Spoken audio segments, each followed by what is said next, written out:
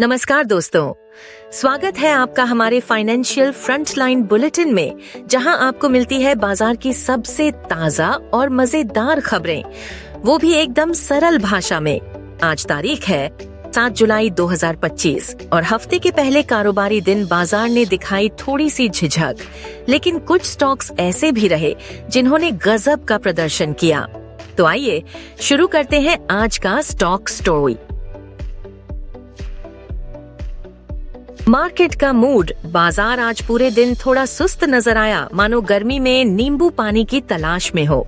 Nifty बंद हुआ 25,461 पर और सेंसेक्स ने टिकाए रखा खुद को 83,000 4Q के आसपास। फ्लैट सा माहौल रहा।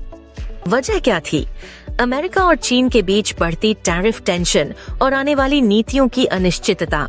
निवेशक थोड़ा संभल कर चल रहे हैं, जैसे बरसात में नया जूता पहनकर निकलते हैं। आज की बड़ी खबरें सबसे पहले बात करते हैं इंटरनेशनल फ्लेवर की। अमेरिका के पूर्व राष्ट्रपति ट्रंप साहब ने फिर से चेतावनी दी है कि अगले महीने से नए टैरिफ लागू किए जा सकते हैं। 9 जुलाई तक कुछ बड़ा अनाउंसमेंट आ सकता है और इसने पूरी दुनिया के बाजारों को कर दिया है थोड़ा सस्पेंसफुल। उधर रुपया भी थोड़ा डगमगाया।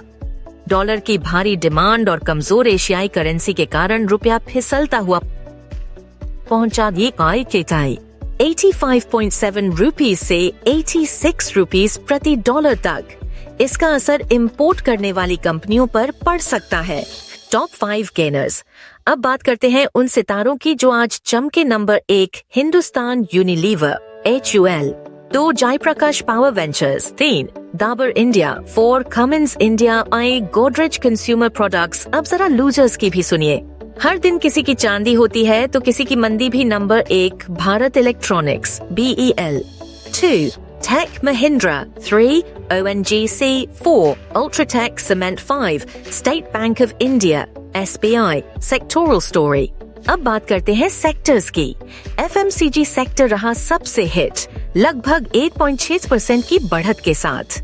तेल और गैस सेक्टर ने भी 0.4% का छोटा मुनाफा दिखाया, लेकिन IT और मेटल सेक्टर थोड़े खफा नजर आए। दोनों में करीब 0.7% तक की गिरावट रही। क्या होगा आगे? अब निगाहें टिकी हैं TCS पर, जो 10 जुलाई को अपने Q1 नतीजे पेश करेगा। IT सेक्टर की दिशा उसी से तय होगी। और हाँ, 9 जुलाई को अमेरिका की टैरिफ घोषणा भी आ सकती है, जो बाजार को या तो उड़ा देगी या फिर थोड़ा और दबाव में ले आएगी।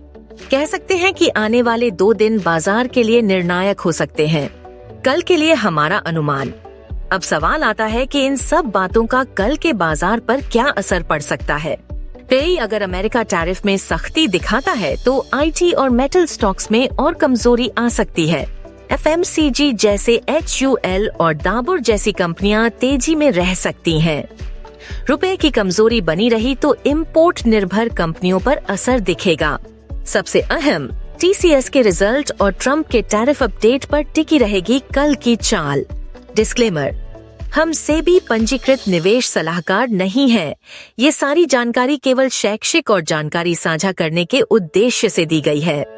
कोई भी निवेश करने से पहले अपने वित्तीय सलाहकार से जरूर सलाह लें।